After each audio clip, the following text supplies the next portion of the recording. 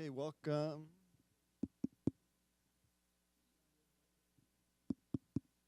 Welcome. No, testing.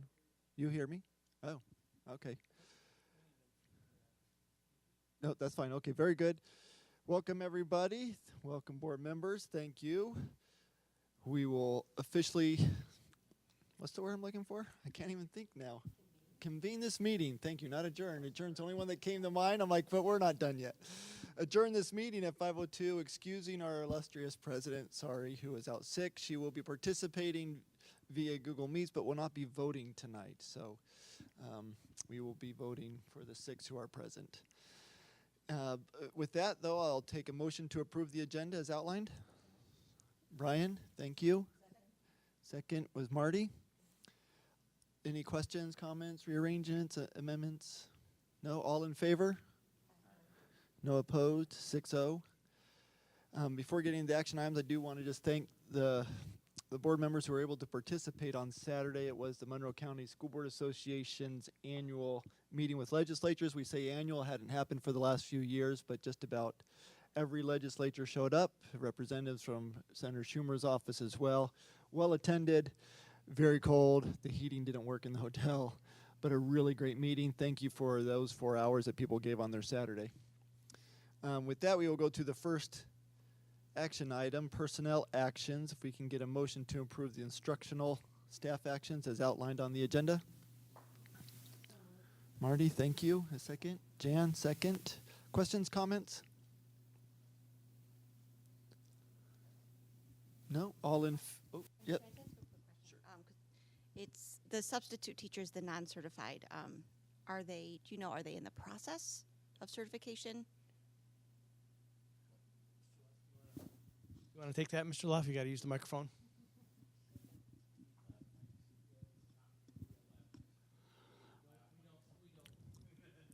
So it's either one of two things. They're either in the process of certification or they have a bachelor's degree, but they're not in an education program, but that's the minimum. Yep. Most of them are in education programs, so typically. Yep.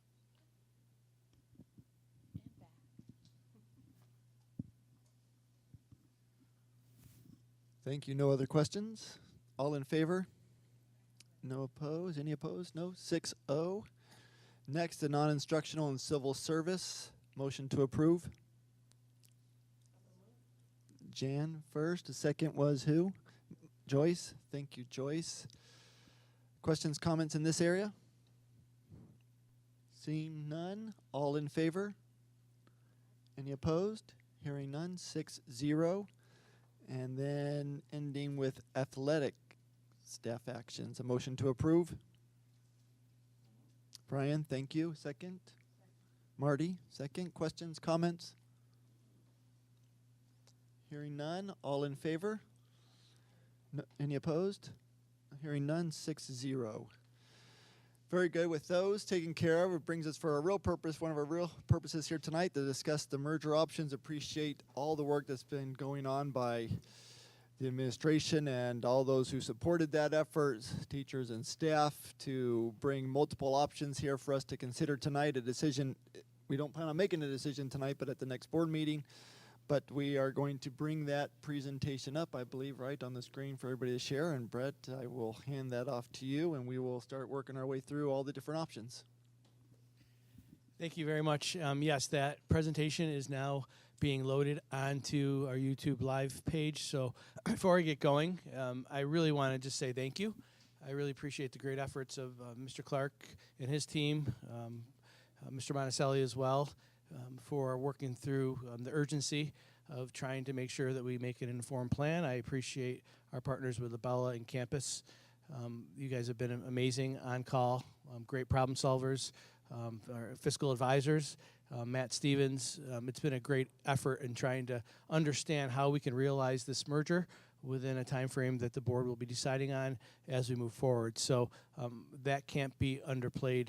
And if I'm forgetting somebody, I truly apologize, but it's been a great team effort. And I'm going to ask the team to sort of centralize, mobilize around that one microphone so you can, be at the microphone in striking distance, so we don't need to, hold up conversations. We want the microphone so the YouTube live viewers can have access and to the greatest extent possible, understand what we're talking about with the mic. So I know Mr. Clark, if it's okay, I can ask him to come forward, and the campus and LaBella team to, those who will be representing Troy, Kevin, and Mark, if you would like to come forward, that would be helpful too.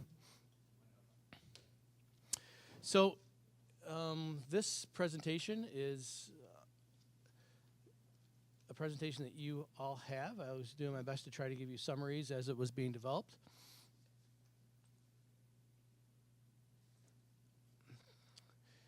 We're going to be talking about our district priorities, the scope of work of 2022. Now, that's important that you understand what we are starting with, right? Because that theme is going to continually run through this entire presentation, so you can make an informed decision. But that scope of work will continually be brought up. We're going to review it really quickly, talk about some options for the board to consider, doing our best to highlight the pros and opportunities that we need to explore and challenges that we may come with each option. I'm trying to give you a summary so you can conceptualize what the options are and talk about our next steps. So that's our overall agenda for the next hour, hour and a half. Our priorities remained, and this is because of the board's clarity, and we appreciate that, and it helped us keep focus. The merger of Minerva Deland and Fairport High School. We wrapped up that we concluded that was the main priority based upon how we understand how the board is prioritizing these next steps. Reducing the tax impact was a major goal as well, and modernizing our environments. These were our priorities as we continued to develop this presentation. So you'll see these priorities exist, and you're going to have an opportunity to manage these expectations as well. I'm sorry? Yep, we're loading the presentation. So, Can I just come? Sure. From, just to clarify, I guess the priorities, those were just listed. They weren't necessarily in order, right? They're all, in my, like, from my standpoint, those are all equally important. So it's not that the modernization is a third priority. It's, these are our priorities. correct. These were the merging priorities, and we had to really actually prioritize them so you can have 3 different options that all make sense, and then the board can develop these ideas as they move along. But these were the guiding principles. And we really want to talk about constants and things that we see as pervasive throughout all plans to merge Minerva Deland with Fairport High School. The first is to make sure that there's a supportive plan that is appropriate to induct 9th graders to the high school.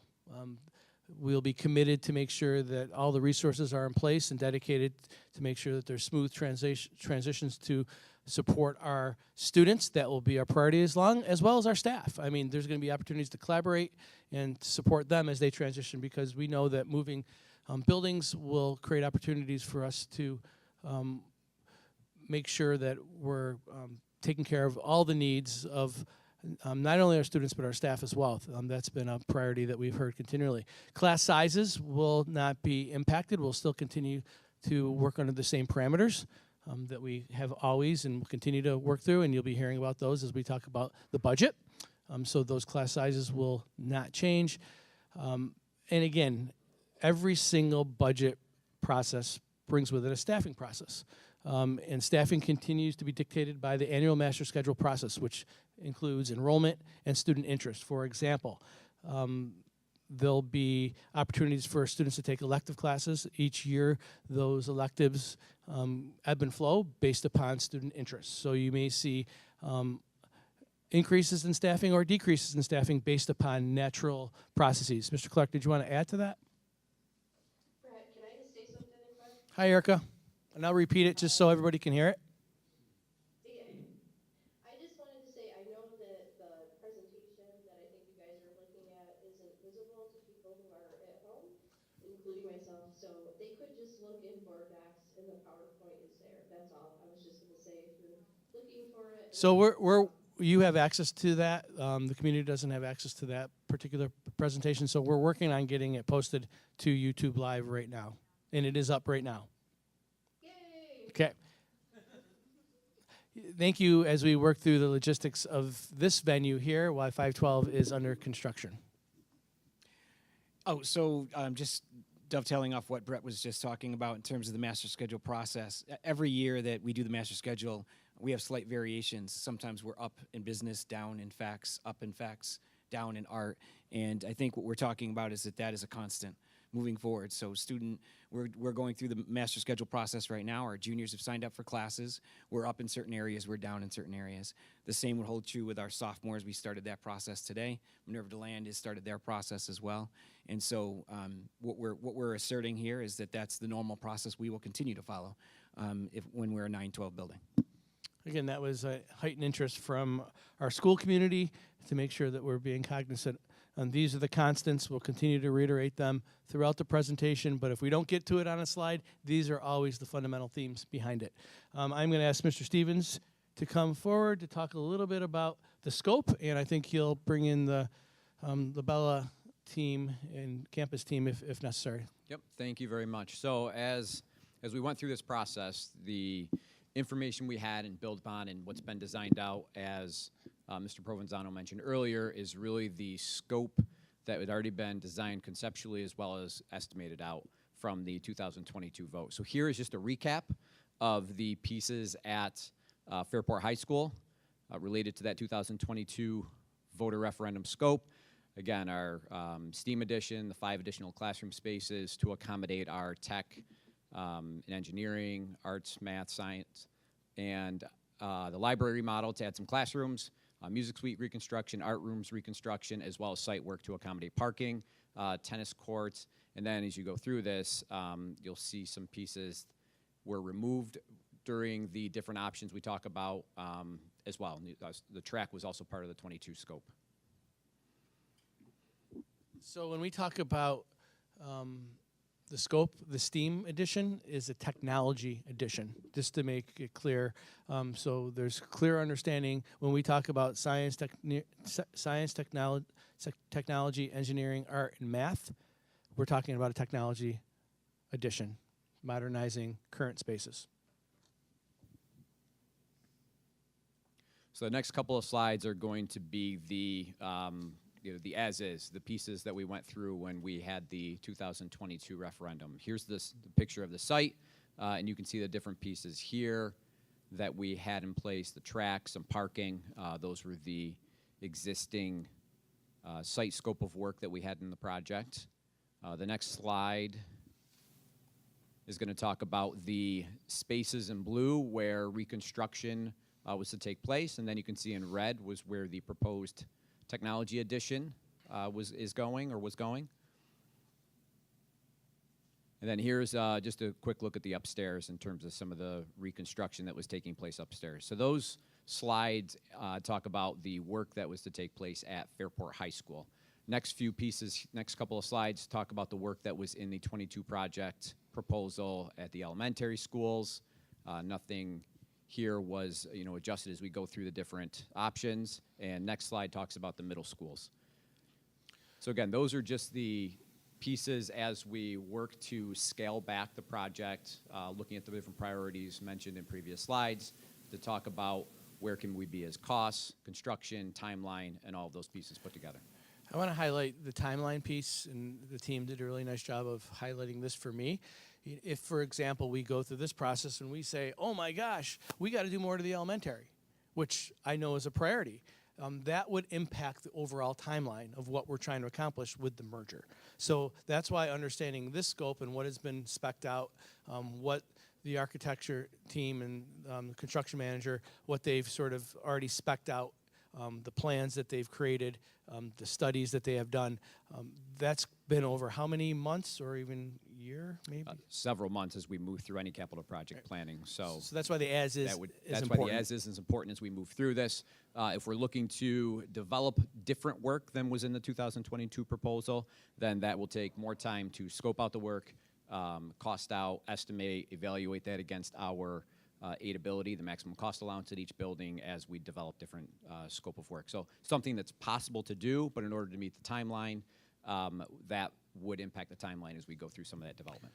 So I think it's also important to recognize, and Mr. Clark, I'm going to ask you to come forward and talk about, before we get into these options, these were ideas that would bring our students over from Minerva Deland to the high school and make it a comfortable, modern, updated facility. That was the purpose of it. Yeah, I think it was two purposes. Again, going back to the original inception of the deck, was to modernize our building. And some of the areas that we've selected here are areas in most need. Those technology spaces were 60 years old. So it was not only to bring them up comfortably, but also to modernize space, which needed to be done no matter what we did. Thank you. So we're going to talk about the first option, and there'll be an opportunity as you go through this presentation to ask questions, but let's try our best to get through what the actual option is, and then at the end when we go through the opportunities and challenges, then you could sort of pick that apart, because I think we might be able to get to some of your questions as you go through the analysis. Yep, so we'll jump in together as of Campus and Labella, kind of talk about timelines and those pieces. But the first option overall is looking at unallocated funds in the 2019 capital project. Still has to align with the seeker process that took place for the project and all those different things tying together. And with that in mind, here's some of the work you see working through those unallocated funds, minimum scope, utilizing those funds, as well as some health and safety work related to the pool itself. Remove scope in this would be all of the 22 project work, because we'd be utilizing current funds, of which have been voted and approved to utilize, which is really when we talk about the timeline here. So this involves no voter referendum as a whole in utilizing the 2019 project funds.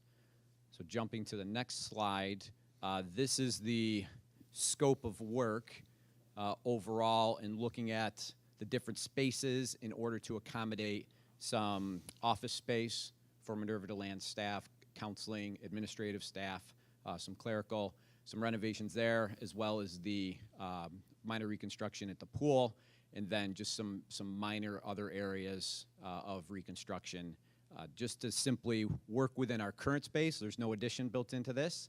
That would require an SED approval process and vote to capture funds to take care of that.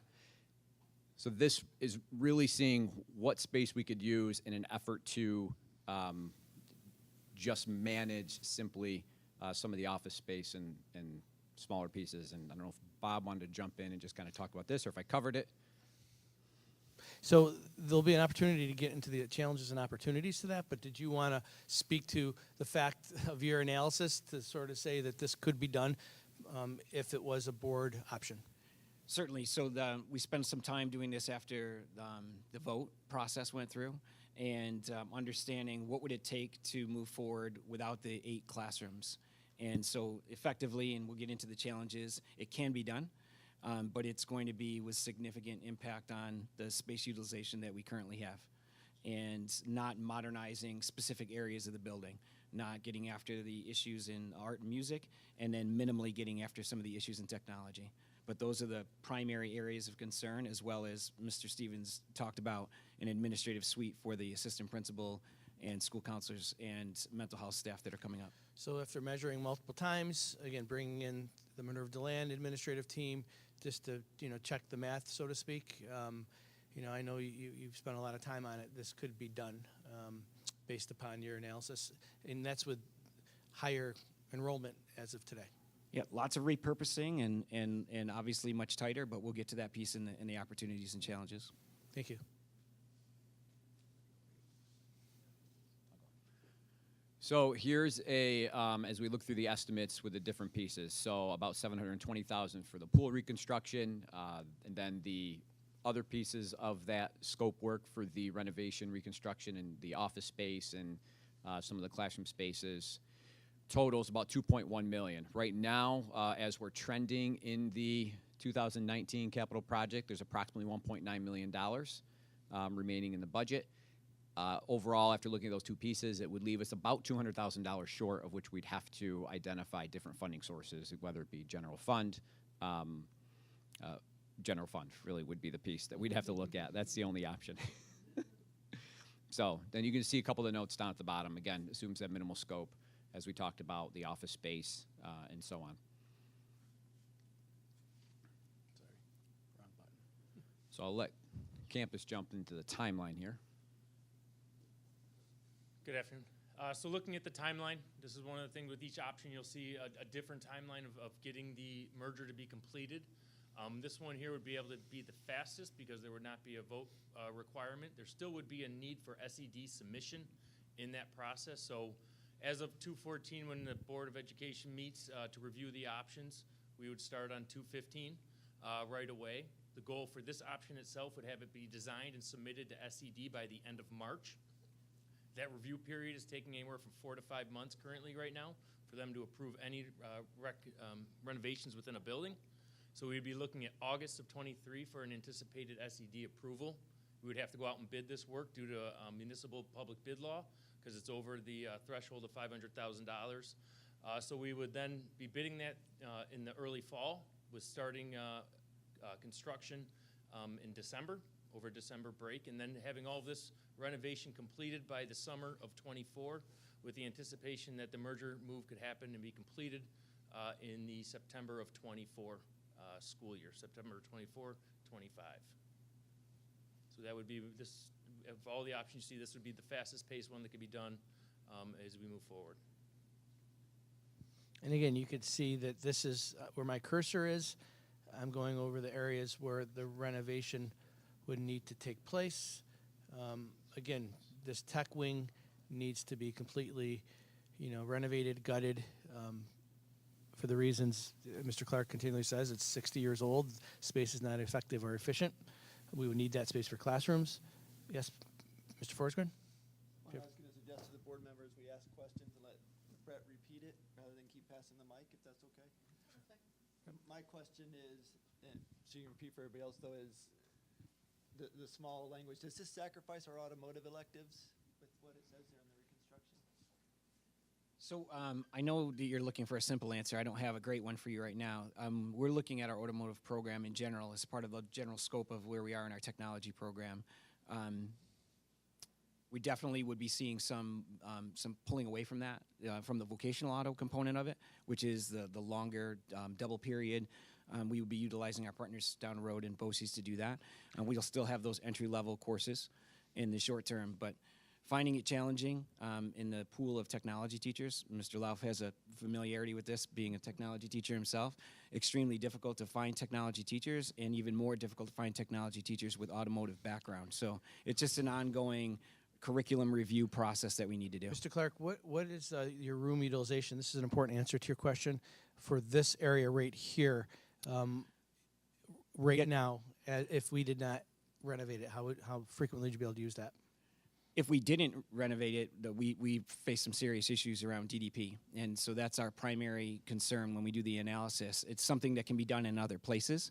It's just not convenient, and so if we have the opportunity, if this is the selection to go down this road, we would be looking for minimal changes there. You'll notice that it doesn't include the wood shop. We're not getting after that space. There are issues in there that deal with the age of the building that would be cost prohibitive. So we're trying to do this in a minimum scope way. And 316 is the first area where the cursor is right now is the biggest issue because it's split. I'm sure we've walked that space before, so I know you know what I'm talking about. With the computers and the practical space being separated, makes it not conducive to have a class of 26, 27 kids in there on computers. It just doesn't work. The technology bump that we were talking about earlier had within it an opportunity to add lifts, so there could be levels of automotive, consumer automotive classes. This would make it really challenging because we need this space for programmatic needs, fundamental programmatic needs that are geared towards graduation and credit. Well, that is the biggest concern with the as-is in this number one, because the automotive space is still not utilized 9 periods a day. That's right. The other classrooms would expand their usage. We don't always use the wood shop area. Probably 50% of the day now. We would have to increase that. 316 would be utilized 100% of the day. The automotive, it's not conducive to other types of classes being in there, and that's the issue. And again, in the STEAM bump out in the new tech area, that would have been a makerspace setup, which would have been flexible and could be used for different things as we highlighted in the past, for robotics, electronics. And we'll that kind of highlight thing. that, but Yeah. just to give you a thorough response. Thank you. Kevin, thank you. And we just want to provide clarity that this work that's shown in blue is actually like the minimum amount of work that we can do. It's not full gut renovation where you're going to get a pristine space. It's kind of fitting the people where they can go and having space that's usable, but it's not going to be all brand new materials and finishes in the end. That's what the pricing indicates too. Correct. That was the parameters you were working under. Thank you. I think just one last item on the timeline and talking here.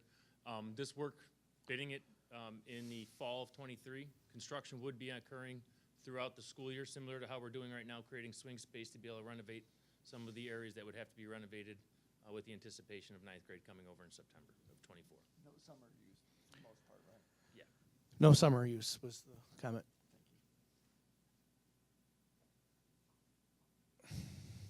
Here are some things to consider, opportunities. We really feel like we can get our students over here and really be impacted by our teachers. We know that our teachers do an amazing job, all of our educators do an amazing job of connecting with our students, and having 4 years of a teacher being able to connect with them, being able to see them at different points in their journey to the high school. I know that we're excited about that, to capitalize on relationships and connections with staff and peers. We can reduce that transition. The transitions are grounded in research that would support one less transition, particularly for an adolescent. You're going to minimize opportunities, minimize the impacts of a transition. We're going to be able to get them access to programming immediately, get them access to more options to take electives, extracurricular activities. We're excited to have teachers 9 through 12 collaborating in the same building. It's challenging at times when you have the physical separation. And we're going to be able to do some repairs to the pool. Mr. Clark, want to develop or add to those opportunities? No, I think you got that one pretty solid. I'm ready for the next one now. I should have given you that. Why don't you take that one? Because I know we talked about the challenges, and I could, complement that. Yeah, absolutely. I think I'll just start by highlighting the first one. When it comes to utilization, when you do this, I've talked about this in previous meetings. When you go department by department, in our previous scenarios, when we added the 8 additional classrooms, again, space utilization doesn't change much. There certainly changes. We would be utilizing, more like 60%, 70% of departments. In this model, it climbs up the scale, and I have a specific percentage for you, but I'll give you an example of, say, like the English department, this hallway that we're in right here. Instead of having classrooms that I might have 1 closed classroom or 2 closed classrooms in a current year or under the 22 plan, in this utilization, I probably have 7 classrooms closed because I'm utilizing them 9 periods a day. So the effect, as you see, and this is something that our teachers have talked about and they understand, reduces the ability of someone in their off period to meet with a student in that specific space. We've tried to address that concern and try to find other spaces for students and staff to meet, but it's not as convenient as meeting someone, say, in your classroom, which right now, if they're not sharing, they can do that. There's a potential for change in the workroom culture and understanding the spaces that we need. We've heard loud and clear from our staff the importance of the workroom culture, especially in Fairport High School, and mindful of the fact that we're bringing over the MD culture as well and assimilating them together. And this would represent a change, not for the entire building, but in certain departments. It certainly doesn't address the modernization issues that we discovered in the DAC and have only been exacerbated over the last 3 or 4 years with regards to the library, the technology areas, our art rooms, the music areas, and certainly the pool. Again, the pool will be repaired, but it won't be really 20, what are we saying, 22nd century now? I'm not sure exactly what we're saying there. But it's not going to be really modern. The parking works, but there's not a lot of flexibility. Right now, we do maintain a level of flexibility to the point we have a lot of emergency spots. We cope with things like work-study programs and things like that, doctor appointments, all that kind of stuff. So it works, but it's tight. I appreciate that. Yeah. And just to continue to go down the list, funding is definitely a question. We can use capital improvement project funds right now, but we're going to need an additional funding source, as Mr. Stevens was speaking about, to offset those costs. And again, those were just initial estimates. If there are hidden, issues that we can't see right now, that will need to be developed throughout the process. Still does not address the issues with the track, and that will be a theme as we continue to move through this. And I know that we have a facilities plan in place that includes some of our other district properties. It does not allow us to consolidate Balmer Place to Martha Brown. But we'd be able to get the kids in, and the teachers connected with each other, connected to the kids. But it would come at a cost. And one of the things that really resonated with me was people are used to seeing our staff in certain areas, and it makes a difference throughout the day if we know that Mr. Young is fourth period every single day. He's here in his classroom. You go by Mr. Young's class, it doesn't matter. Every fourth period, you'll see kids, and you'll go in there and say, "Hey, what class is this?" No, it's not a class. They're getting extra help, right? We would lose that impact if there was an art class where students needed to come in and get some of their artwork done, to do their portfolio work. There's a high probability that room utilization would be increased in that area too. Little things, little nuances, but it does affect programming. It does affect that important connection that I know it's really critical for us here in Fairport. Any questions on option 1?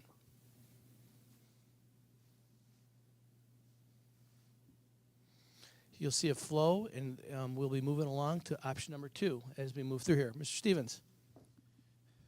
Yeah, so option number 2 that really focuses on work at Fairport High School. So one of the things you'll see as we go through this is utilizing capital reserve to identifying the capital reserve needed to create no additional local share impact. So that, as we move through these different options, was the theme, and aligning with timelines. So here in green, you see that the work from the 22 capital improvement project would be the high school work for the merger just by itself.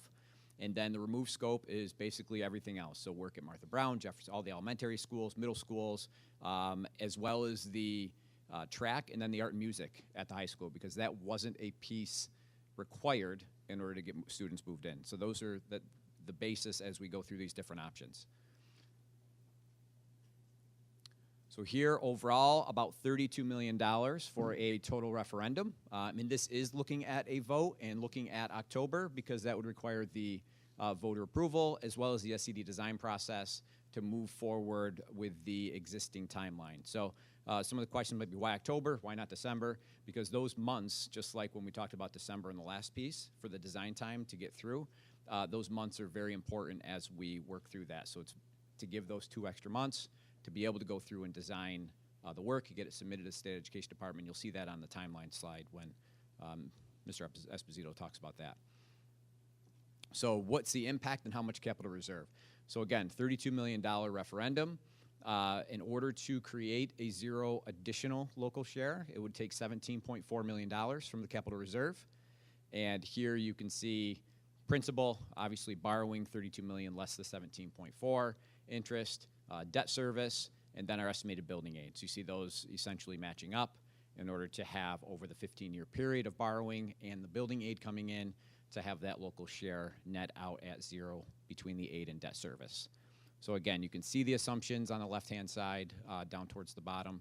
Very similar to what we were working off of when developing the estimates for the 2022 project with the capital reserve. So our building aid ratio, that gets updated as we progress forward a year, 78.9%. Here, the bond percentage, important to note, and this will change a little bit as you look at the different options, is 68.3% for this particular option, and that is essentially the amount of work at Fairport High School that is aided at our building aid ratio.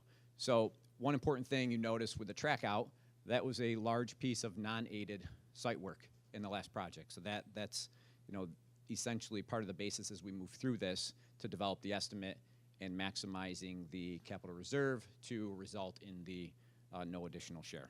So still basing our assumptions off of building aid units coming over from Minerva to land at about 50%. Still have not received anything back from State Education Department regarding our preliminary submission. That's something we're working towards. They've actually reached back out for comments, so we're starting to get some questions and provide feedback to those. But that's still anticipated to take time as we go back and forth with SED.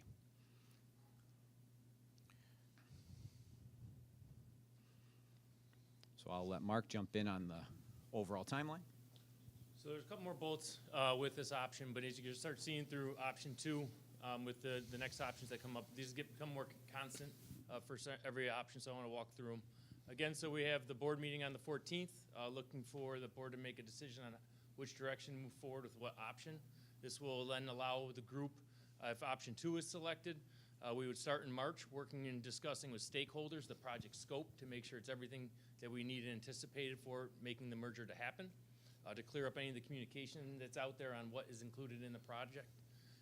By July, the team would complete any design, conceptual estimates and designs that are needed to present back to the board. This would allow us to have a board resolution vote in August. Also in August, we would start the public communication process about the referendum to get out there and talk to the community groups, make sure everyone understands that the vote would be coming up in October, that's where we'd have the referendum vote.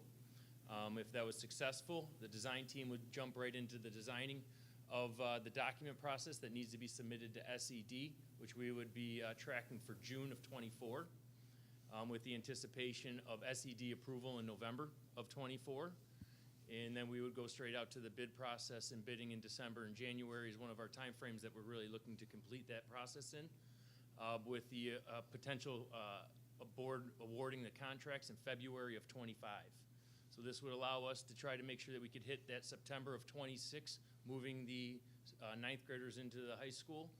The project would not be complete at that point. We still then would be completing we complete the addition for the tech addition, and then also the media center area. If you want to go back to that, Brett, real quick. The media center area where we're creating 3 additional classrooms up into that space, that would all be getting constructed in 25 through the 26. We'd be able to move the students in then with enough swing space, and then we'd have to go back to the old tech areas, and then we'd have to complete the renovations back there. So that's something that we'd be working on in the 26-27 school year to be completed for all of the work at the high school.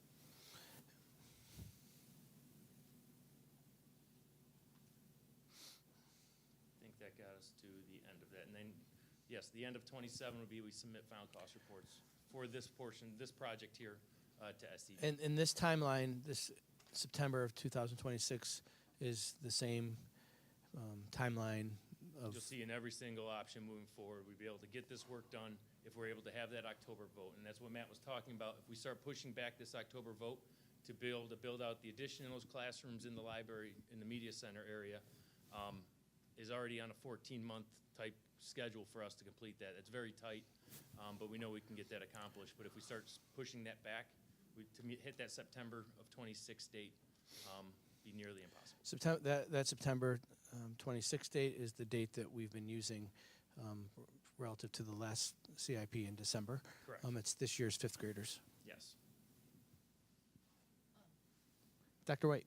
With this, would we still use the 2019 leftover CIP funding to do the pool fixes? So the question was, I don't mean to interrupt, but can we use the funds from the current CIP project to support some of the work that needs to occur with Yep, the in pool? that case, we would still look at using those funds and then identify really the work within the pool area that would be best to accomplish, with still keeping in mind our long-range facilities planning and looking at the pool long-term.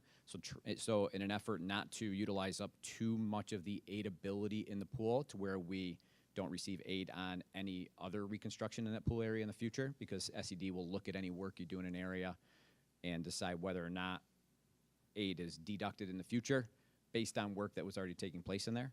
So we'd look at that, we'd look at the pool, and then we'd look at our building condition survey and the different buildings on what made the most sense aligned to our maximum cost allowance on the aid across all buildings and the different work to take place. So it'd be a combination of those. But the pool remains a priority to get that repaired at a minimum at Fairport High School.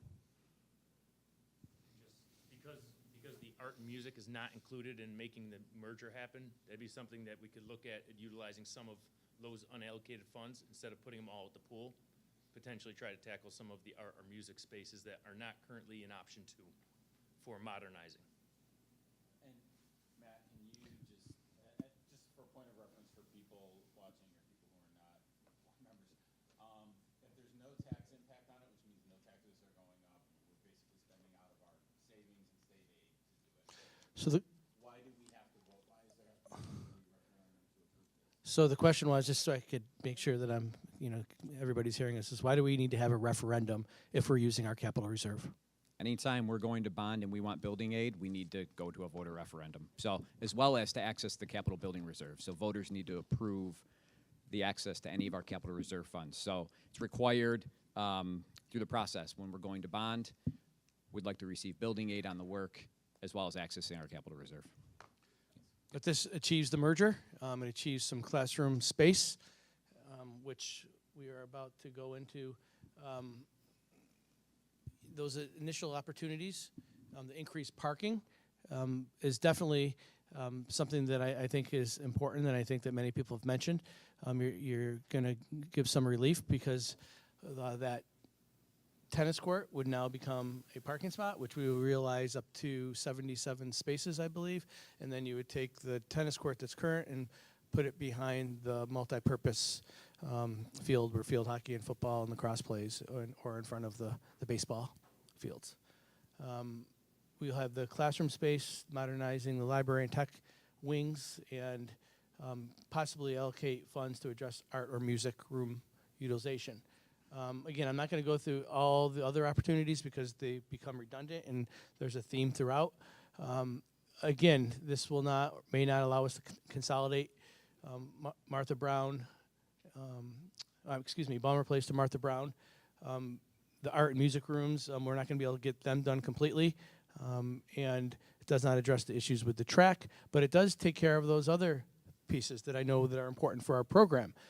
Increasing room utilization, accessibility in between periods during planning periods for students and for our staff to connect and collaborate with our workrooms, and again, to get at that parking piece.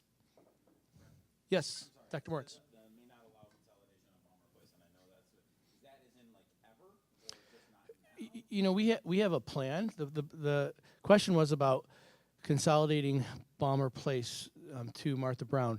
I know the board has said for several years that we would like to sell Balmer Place and then eventually sell district office. We would need the existing facilities at Minerva DeLand and Martha Brown to do that successfully. I don't know if Peter, did you want to speak more about the history of that, or it would just slow it down, right? Because I know it's a strong community interest that those properties be repurposed or sold, and then we can use our existing properties. Yep. So it kind of add to that, in this option too was simply just one vote in October related to the high school work. So as we get through some of the other pieces, you'll see timelines in terms of perhaps when Balmer Place could be shifted to Martha Brown through some of the other options. So it just kicks it down the road rather than doing it. Okay. It's not like it will never happen. It kicks it down the road, and again, it goes into that narrative that we're always spinning our wheels. We're not achieving what we set out to do. But I know these are variables that are important to the board. We spent the last several years processing that, and I think Board President Eric Bells-Pacer, do you have something, Erica, to say? I was just going to ask about, would there be a chance, because I know we also talked about having the folks at Balmer Place go to Minerva DeLand, So what is our master plan for the staff at Balmer Place? We, without getting into too many of the details, we have approximately 30. I can 30, jump in. 32 staff. Yep, I know for Yep. So the pieces kind of to answer that question is specifically identified in the considerations challenges on this slide, talking about Balmer Place to Martha Brown, because in our long range plan of freeing up Balmer Place to be able to sell that building, it involved moving staff to both Minerva DeLand and Martha Brown. We have some existing office space already at Minerva DeLand where we could look to relocate staff. Martha Brown would require some light reconstruction over in the building in order to move staff there. So it wouldn't get all of the staff out of Balmer Place, only to Minerva DeLand, but not to Martha Brown. So kind of as we look at that. I guess that was my question, yeah.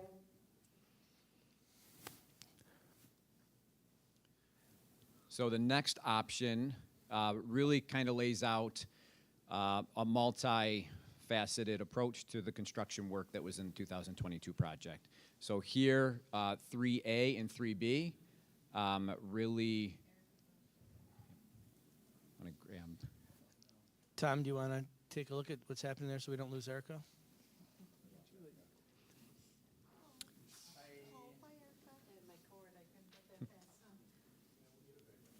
Or wait or jump back in. Someone want to text her to let her know that we're.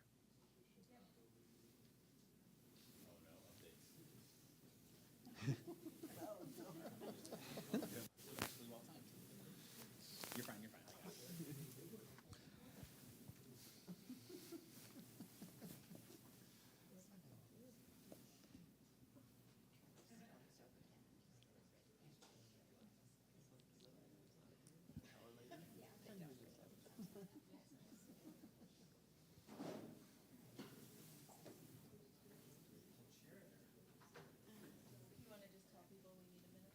We're taking a little break so we can get our connection back.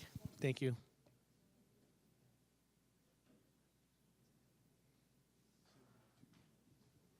YouTube Live is still working, so thank you.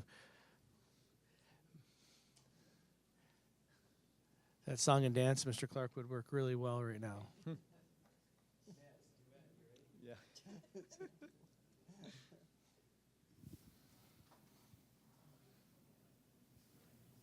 on how long these updates take.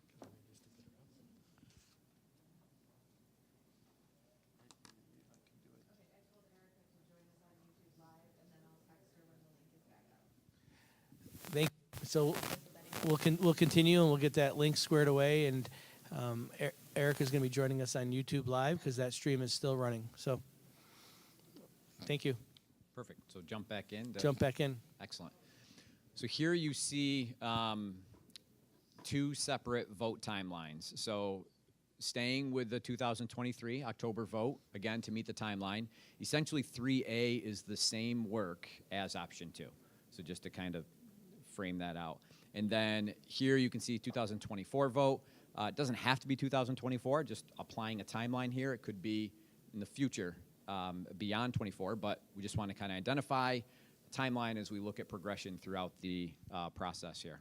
So in the 24 vote in blue, you can see really it's the remainder of the work that was in the 2022 capital improvement project, except for the track. Again, the track was that large piece that pushed the overall tax impact to what it was during the 2022 vote, and that piece has been removed throughout all the different options here.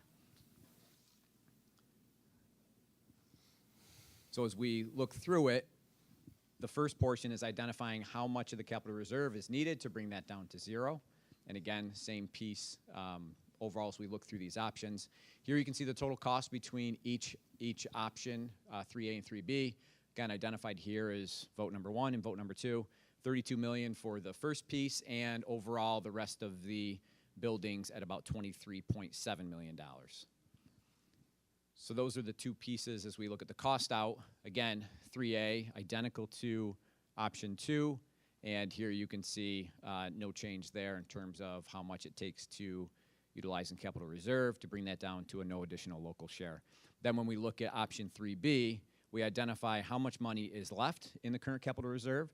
So using the same $19.2 million number we used during the first vote, we'd have about $1.8 million to apply towards the second vote, which results in an impact of about $39 per year over the 15-year period for a $200,000 home. Important as we go through this, as we talk about some of the other future options, timing to save for capital reserve. This is a tough one in October because we're still going through the audit and we have to have a resolution adopted by the board in August in order to meet that 45-day time frame to get towards the vote. So this doesn't allow us to have final figures working through the audit to have any additional capital reserve money at the end of 2000. Uh-oh. Thank you. So this, as it relates to capital reserve dollars, does not allow the end of the 2023 year to apply funds towards this because of the timing as we're working through. The December vote, if we remember, that allowed us a little bit more time because we had audit final done in October, final numbers, so that we were able to hit that deadline just before the October resolution was approved by the board for a December vote. But all those tie together, as Mark mentioned earlier, in order to hit construction timeline, needing the October vote in this case versus December, which then impacts the timing available for capital reserve savings. So as we look at 2024 with a vote here, this allows us a little bit more time to identify any additional funds that could be available in capital reserve. So again, the first part, option 2 as well as option 3A, that's utilizing the funds we have. And then 3B allows an additional year to save for capital reserve funds.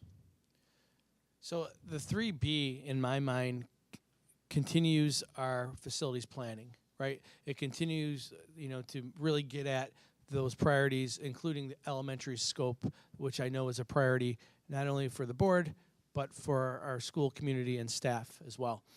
So that's why you're starting to see us looking at different ways to continually try to stay status quo with our facilities planning.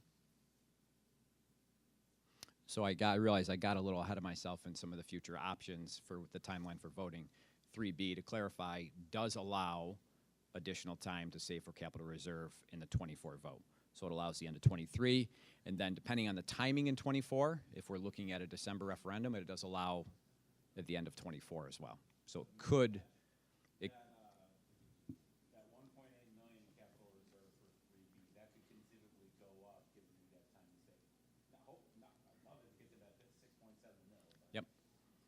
But we'll be able to build up on that with less than the 39. knock on wood. Yep. Correct. So just as the next piece to kind of talk about, back on the last slide, you can see down in the assumption area, there's a dollar amount indicated in terms of how much more capital reserve would be needed in order to bring the project down to a no additional local share, and that is 3. Back Where to am I? 3. Oh, Let's go geez, back. Sorry. Yep. So here you can see under the assumptions, the second bullet down, an additional $6.7 million of capital reserve would be needed to bring that down to a 0 additional local share. And we'll have We to would what have the date to end save of- that up, the question is? Yep. Sorry. Yep, good. Yeah, we would have the end of this fiscal year, 2023, as well as the end of 24, so long as we choose a vote in 24 towards December rather than October. So Can I make a motion for a 5-minute recess so we can get this all settled? Because I'm getting very distracted by all of the different computer technology issues right now. So just a 5-minute recess to settle. Have a motion for a 5-minute recess and a second. Brian, all in favor? Okay, sorry. We'll take a 5-minute break while we, of course, everything will start working immediately. But yes, 5-minute break.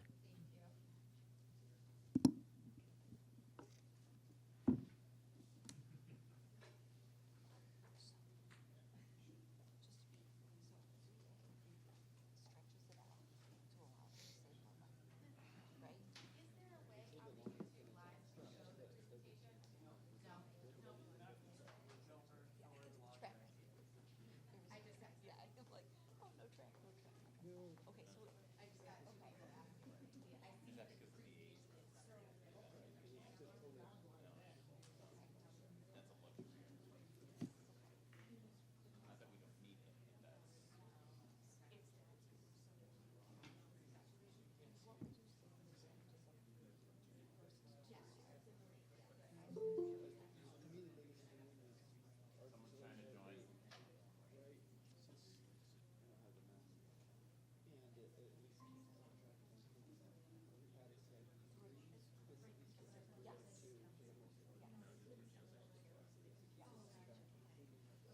Someone's trying to join. And the 39, there's a good chance that comes down, given inventory, because that assumes that we don't save another penny. Okay, now how much?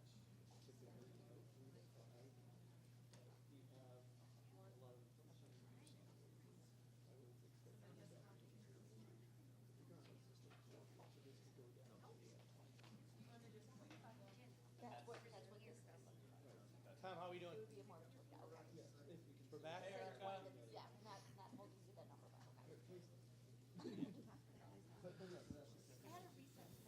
So I appreciate, I think yes. Yeah. Go for it. Motion to reconvene. Second. Brian, second. All in favor? Okay, we'll reconvene. Sorry for the technology challenges. Oh, I made the motion. Yep. Brian was second. We have Erica back online. And the presentation up where you wanted to be, or do you want a Go different back- slide? Go back one slide, and we'll just recap the. Yep. So just to recap options 3A and B. Option 3A is a vote in October of 23 for simply the work at the high school, minus the pieces that were not needed to bring students over. And option 3B is looking at a future vote, maybe possibly in 2024 or future. That allows for some additional time to save capital reserve monies to help bring the local share down from the $39 per year. Right now, capital reserve usage is showing $1.8 million in the option 3B for the second portion of the construction work, which is really the remainder of the $19.2 million less what's being utilized in option 3A for the high school work to bring that to a zero additional local share. And the visual reference here conveys prioritizing the merger, having students from Minerva DeLand and staff from Minerva DeLand arrive to Fairport High School in 2020-26, but also having us continually stick to our facilities planning model, which includes work from our building condition survey and priorities that we've already identified. Yeah, I mean, just to reinforce that option, the timeline discussed in option 2 would still be there for the first phase of this project for the vote in 23. So all of those bullet points that we would have to get accomplished. And then obviously looking at 24, there still would be more discussions with user groups and stakeholders to develop that conceptual scope of work and make sure it's where everybody wants it to be for a 24 vote, if that was to be the time frame for it. You'll see our opportunities, continually maximizing those opportunities. Again, utilize funds to address art and music room, to modernize those areas. Scoping, all scope from the 2022 vote without the track would be modernized. Again, that's a priority. Potential to increase capital reserve to minimize the tax impact with that second vote coming approximately a year or so later. And it will allow consolidation for Balmer Place to Martha Brown after the second referendum to confirm the facilities, long-term facilities planning. And you can see those considerations, they get knocked off, right? Again, without addressing the track. A challenge would be, a new challenge pops up, is there's now 2 votes in 1 year to better align with our facilities plan. Dr. White. Can you go back 2 slides? Okay, so if we did 3B in 2024 and we had the 1.8 million, would that be the 39 per year for the $200,000 home?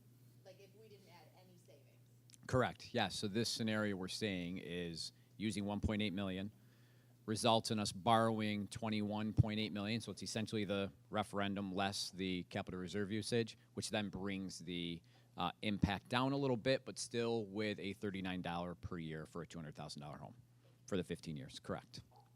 And you can see here too, the bond percentage on this second portion is a little bit higher because the work at these other buildings is more aidable in terms of our maximum cost allowance and the type of work taking place. So you can see about 90% of this work is aided at our building aid ratio.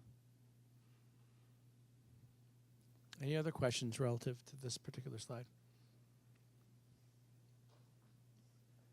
I think a comment is the conservative nature, meaning we should be able to save something between now and then, right? So it could that 39 at this point likely is to be the maximum. Reduce it down to 20, 25, 15, right. Somewhere in there with anything we could save between now and that second vote. Yep. Yeah. That also depends on if there's any additional scope that we want to look at to include in a 24 vote as well at some of the different buildings. So as we evaluate capital building reserve that may be available, if additional work is scoped out and developed at the other buildings, then that would come into play as well. But yep, as it relates to just this work, you're right, that's the maximum for this work here. Erica, do you have any questions before we lose you? No, I'm good. I do want to highlight the one piece, 2 votes in potentially 1 year to better align with our facilities plan. I know that that's a consideration. I know that is something that the board will look at. But it would keep us on pace, and it would help us manage and maintain and modernize our middle schools and our elementary schools as we planned. Is there a sense when in 2024 that second vote would have to be? Is there a sense when the best time or place that vote would be in 2024? I know we have thoughts on that. Yeah, so nothing's set in stone. However, if looking at a vote in the fall, it would allow us some additional time to save capital building reserve. The later, the better, to allow us to know what our final year-end audit figures would be at the end of the 23-24 fiscal year. So looking at December would allow 2 fiscal years to save additional money. If we push up any sooner than that, then it's unlikely we would know any additional funds beyond the end of 23. So we'd have 2 years, the further out into the fall, winter that we look in 24. So that could potentially, moving it up would potentially lessen the amount of money we know we have in capital reserve that would decrease the tax. Correct, yes. The more we push that vote up into the fall, if we look in October, then that lessens the opportunity to have numbers for that end of year. So prior. just that was the question, the importance of capital reserve and how we can use that to offset the impact on the taxpayer. That was Dr. Moritz's question.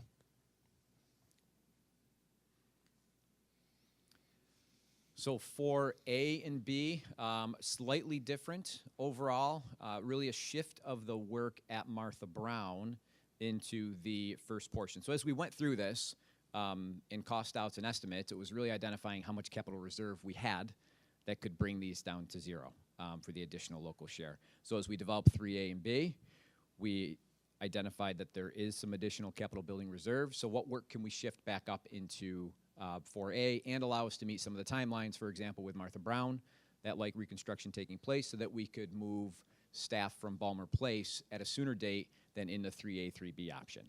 So here the work, same work at the high school that you saw in 2 and 3A, and then the additional work that shifted from 2024 up to 23 in October would be the Martha Brown work to help with that consolidation of staff from Balmer Place.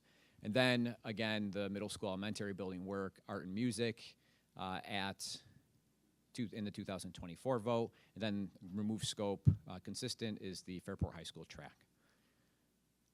So as we look at those pieces in costing each out, it really shifts dollars from the 24 up to 2023. So it's the Martha Brown work, approximately $2 million, a little over $2 million shifted from 24 up to October of 23, and then the 2024 drops by a similar amount. As that costs out, it'll take a little bit more in capital building reserve. You'll see on the next slide that it goes from the $17 million up to $18.2 million.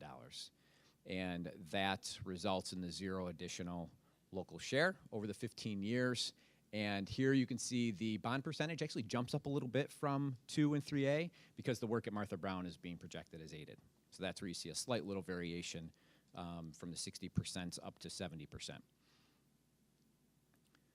And then what that leaves for vote number 2 is about $1 million. And that overall impact still stays at that approximately $39 a year. Again, that's because the money has really shifted from one project up to the previous one. And here, simply because of timing and projections, and then the principal and interest payments, it takes about $7.1 million additional to bring this down to a 0 additional local share in 4B. So again, looking out, ideally we'd have a couple of years to save up some capital building reserve funds to see how much more we could bring that local share impact down. So bang for the buck here, we get to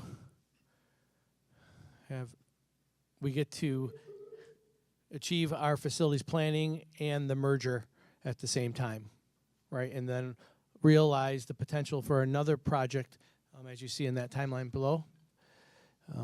Mark, did you want to speak to that, or is it pretty much the same? So this is the same timeline that we saw in option 3. Going through with that for both phases.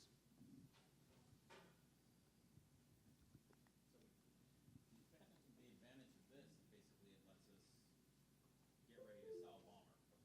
Like that's the Yep, that's the ticket on this one. It allows us to stay true to the long-term facilities planning with our district properties, which would be the sale of Bomber, and we would be able to start staging and getting organized once that merger does occur in 2026.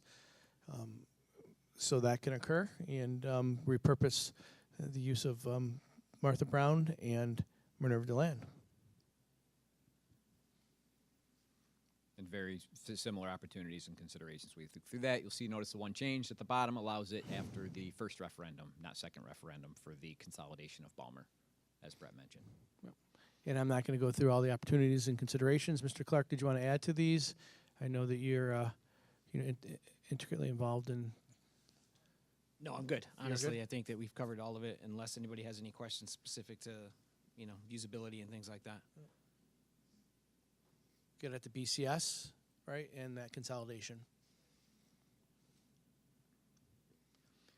And the last option is, what if we remove the track, and what would be the impact based on our current capital building reserve? So this is essentially all of the construction work from the 2022 referendum minus the track itself. And here you see utilizing capital reserve to minimize the additional local share impact, because it will not be zero even with pulling the track out of the project itself. And you'll see that on the next slide. Here, the overall cost is about $55.7 million. And then on the next slide is how that relates to cost of using the $19.2 million of capital building reserve. And it shifts the cost down to about $40 per year compared to $59, where we were with the original proposition. And you can, I'm going to just jump back. And again, the bond percentage here, about 78%. That's the percent of that work that's aided at our building aid ratio of the 78.9%. Very similar assumptions as we flow through this. This, as I was talking about a little bit earlier with the October vote, in order to still meet that timeline with the work at the high school, this work would still be phased, and we'd be focusing on the high school work in order to get students and staff move over to Fairport High School. But this itself does not allow us additional time to save for capital building reserve to put towards the project with that October timeline. And again, here are the opportunities and challenges and considerations. I just want to speak to, again, the BCS is something that we spent a lot of time in. We've invested a lot of resources in prioritizing the upkeep and modernization of our facilities. This option would continue us on that track. And again, that Balmer place to Martha Brown would be a path towards realizing our facilities plan.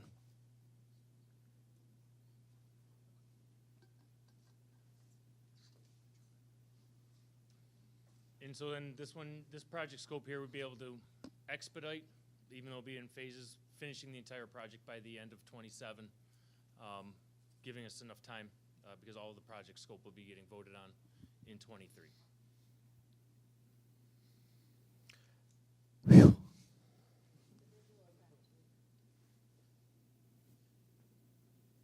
So are there any thoughts as we, just shared those ideas, 5 building off each other? I hope you see that there is a method and an approach. Are there any questions, or do you need more clarification? Dr. White?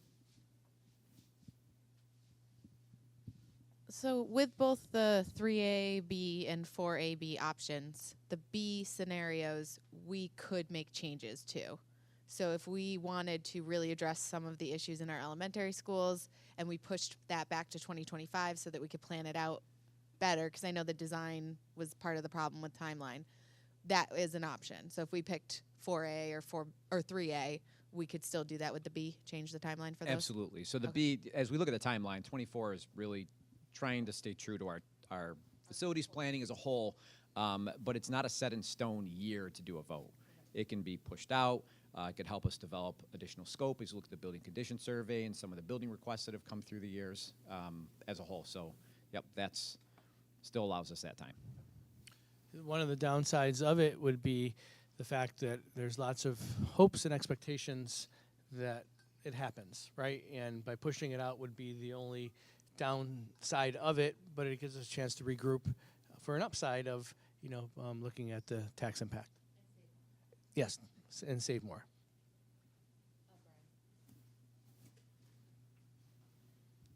I think going all the way back 83 hours ago to option one. Bob, I was wondering if you could kind of talk about that, because it sounds to me, and please correct me because you're the expert here, that gets the students over there the quickest. It is possible, but it doesn't sound from your standpoint like we can do it, but that's not ideal. Is that, it's am I kinda how you frame- mischaracterizing you or not? No, not at all. Okay. I mean, it's how you frame the question for me. The question was, can I make it work? And the answer is yes, I can make it work.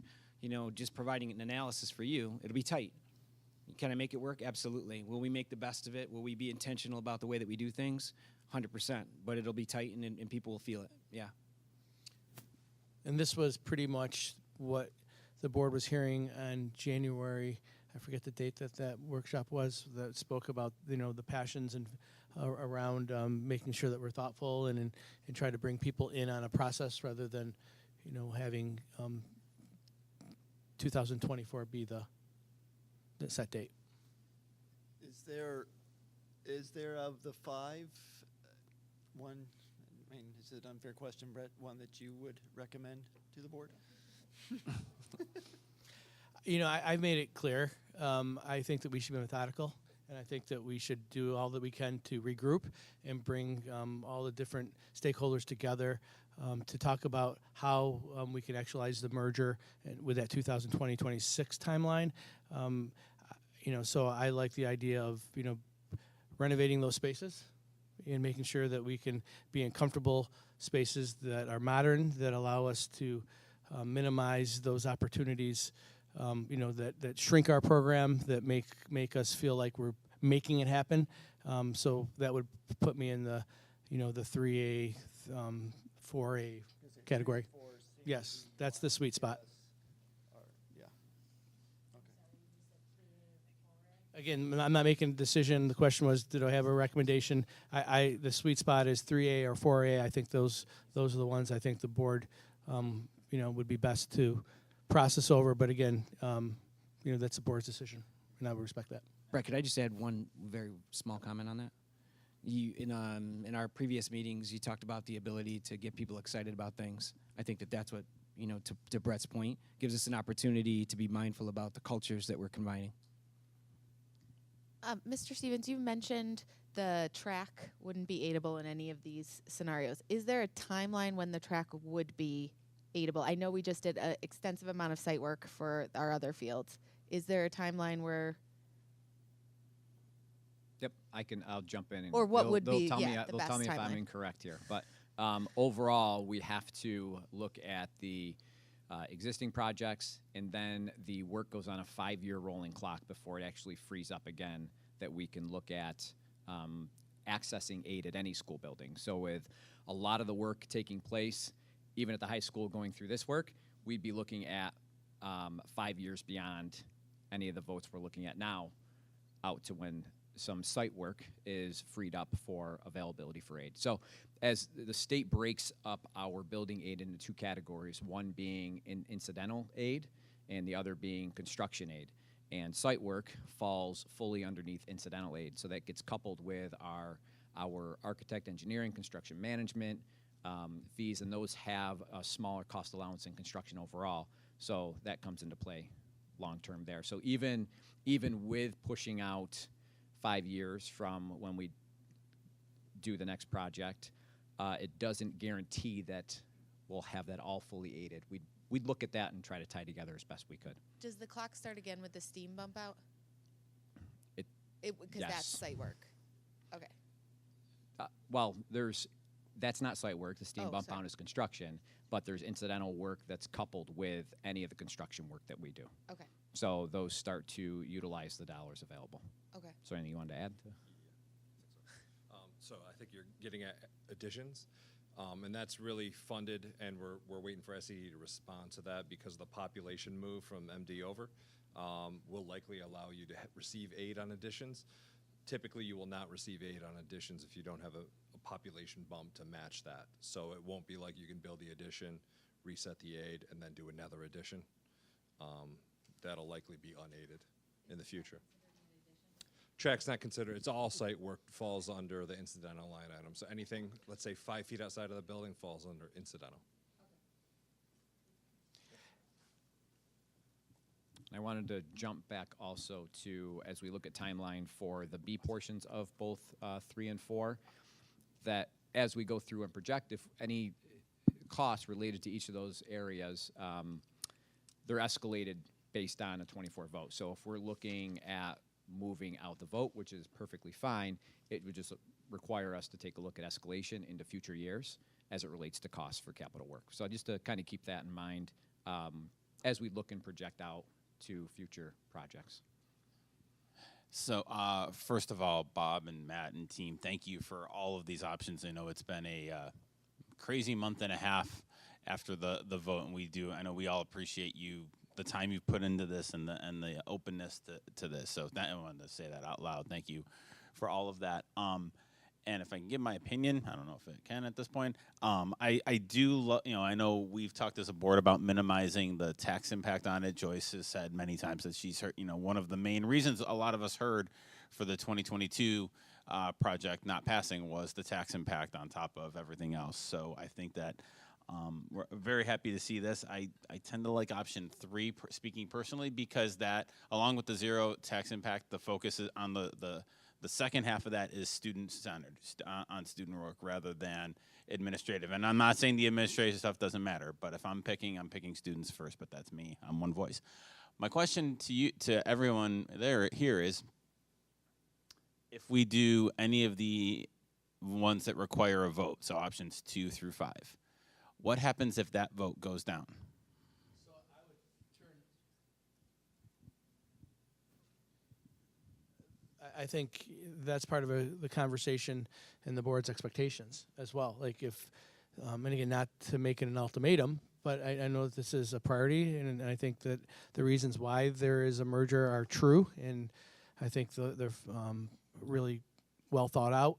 It would probably come back up to the board, and we do know that we can get our students in, as seen through the exercises over the past several weeks, in option 1. So again, that's not an ultimatum, that's just a fact, and I know that that's part of your decision making. If I could, can I just jump really quick in before that to talk about option 1? If a vote goes down, we may be beyond the timeline of option $1 still being available. So just keep that in mind as we're it relates to using- capital. Yep. If we're looking at other work within that to try to match up to continue to drive aid on that work. So Because we still need spaces. We need that classroom space in the technology area. We need the administrative spaces as well, and that technology area, for the DDP program that Mr. Clark was speaking about. Erica, you had a question? You're muted. No, she's not. We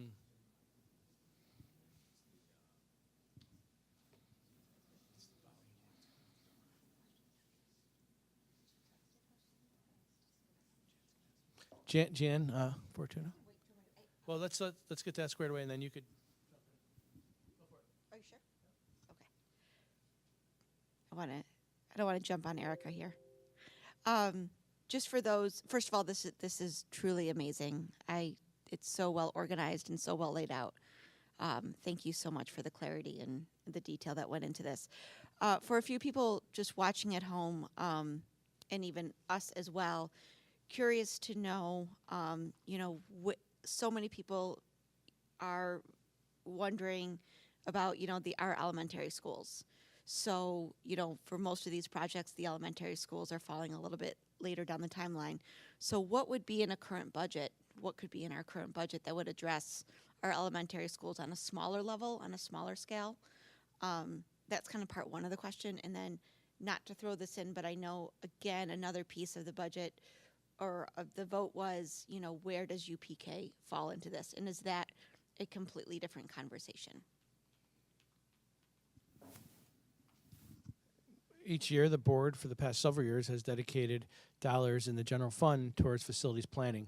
And I think Mr. Stevens is going to speak to how we could try to maximize those funds, to the best of our ability without receiving aid. And Yep. So within the general fund, we do budget some dollars for some basically general maintenance work within our buildings. We still do have to abide by rules of state education department. So we have to stay within the guidelines of it not being major reconstruction within a building. So it's really looking at finishes and kind of replacement of like carpet and paint. And I'm trying to think what other options. Kevin, if you. Well, there's a separate piece that's a $100,000 capital outlay project. which you do get aid on. Yep, that we do receive aid on. So I'll kind of jump to that.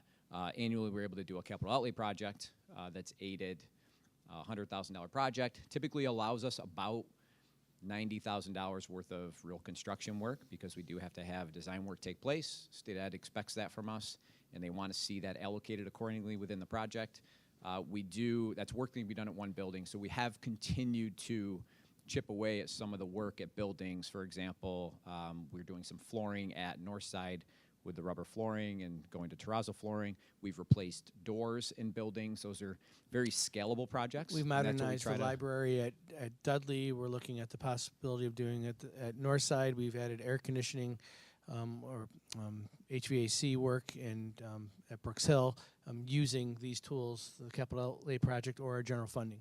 Yep. Yeah. So as Brett mentioned, he talked about a couple mixing back and forth. When we do the HVAC work, that's going to fall under the capital outlay because of the type of work it is. When we're modernizing library, we're typically replacing some casework, maybe some flooring. Those can fall under general maintenance style of work. So, did I miss anything?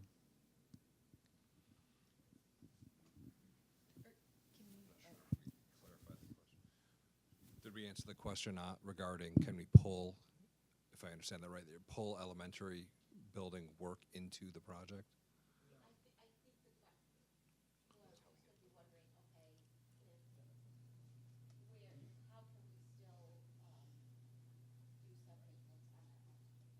Mrs. Fortuna is asking about elementary school maintenance work. Okay, fair. Yep. Okay.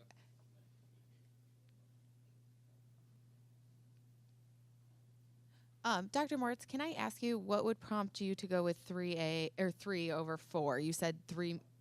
You were leaning towards 3. I'm gonna walk it over to you. I can't.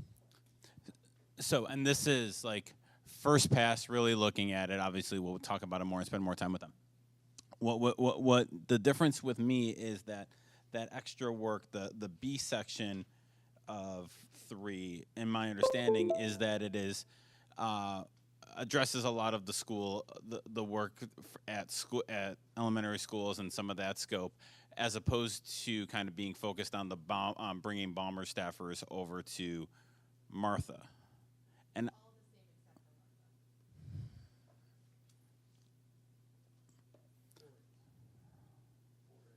for A, let me here.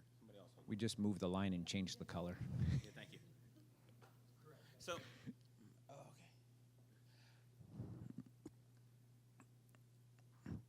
So maybe I was wrong. Okay.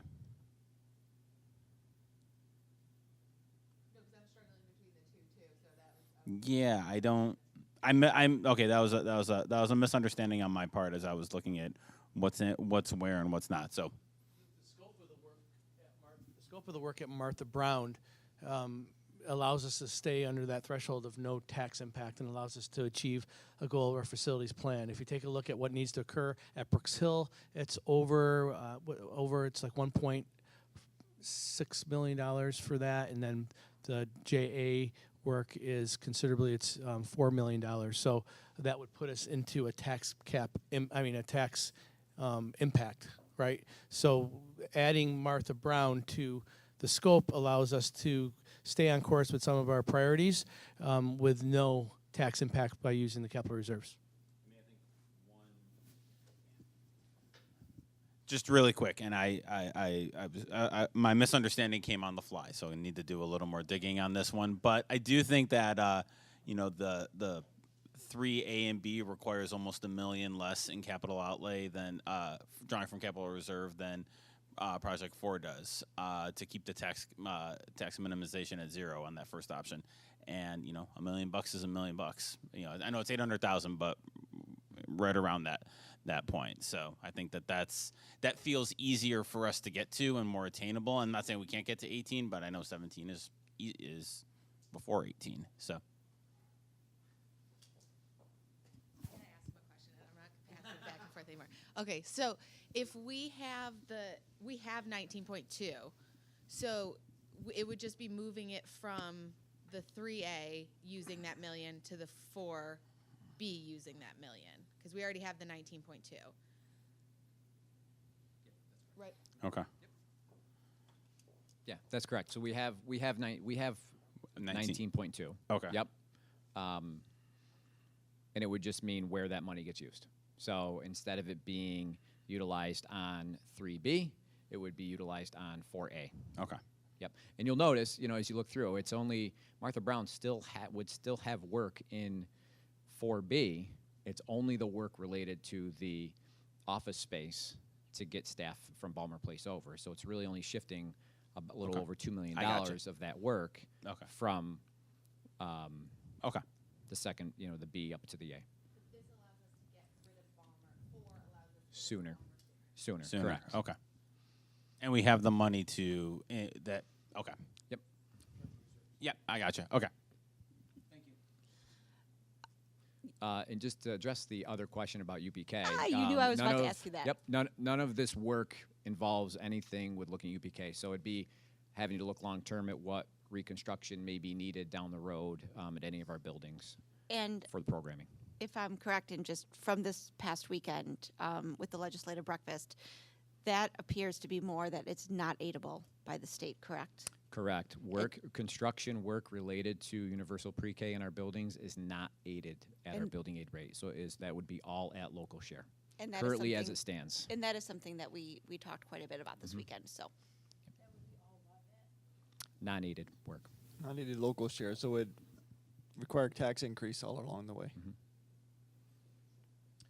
Right, and it would have us reflect on our current spaces. And I know with declining enrollment in some of our buildings, I know that is a board priority, and I know that's something we've talked about, that we will slowly be building a UPK program. But during that time, we could use reserve dollars to possibly renovate spaces at Minerva DeLand we talked about for our UPK center, if you will. But that would take time and reserves, unless, of course, the state comes through with aid, which I know is a priority of advocacy.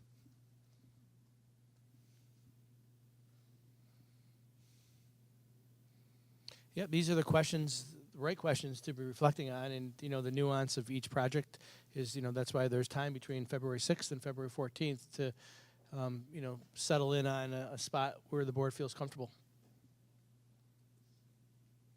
Are there any other questions? Erica? I know you've been sending some texts in. She had one about UPK. Yep.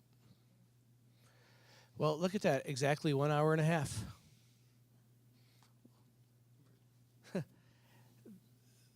Thank you, team. We look forward to developing this further with you as we move along in this process. February 14th is the next pivot point, if you will, to see where the board decides the next steps are.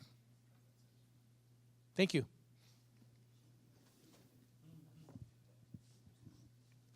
Thank you, and thank everyone who participated again. That was a lot of work, coming up with 5 different options. I think now is a good time for a break, as before we move into the non-instructional budget discussion. 45 minutes seems unlikely. So, yeah, and here we are. It's true. So, yes, both.